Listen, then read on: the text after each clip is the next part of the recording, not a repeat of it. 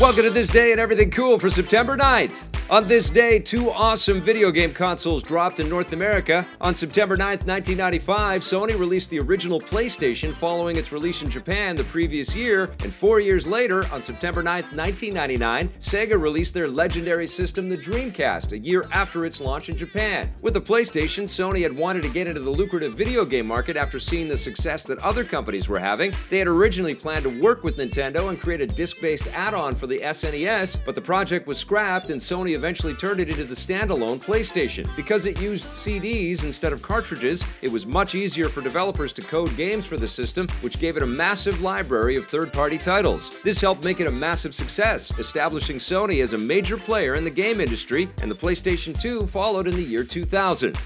As for the Dreamcast, it was released just a few years after the Sega Saturn, which had failed financially, and Sega hoped that the Dreamcast would put them back on top. In order to compete with Sony and Nintendo, Sega made sure that the Dreamcast would have the most advanced hardware on the market, meaning that games would look and sound much better than anything available from the competition. This backfired. It made the system much more expensive to manufacture, so Sega actually sold it at a loss in the hopes that they would make their money back on software sales. This didn't work either because the new hardware on the Dreamcast made it more difficult for developers to create games, which meant that it had a limited number of third-party titles. The Dreamcast failed in Japan and was only a modest success in North America, which wasn't enough to keep it alive. Sega discontinued the system just a year later, and they also switched from a hardware company to a software company, and have since only made games for systems made by their former rivals.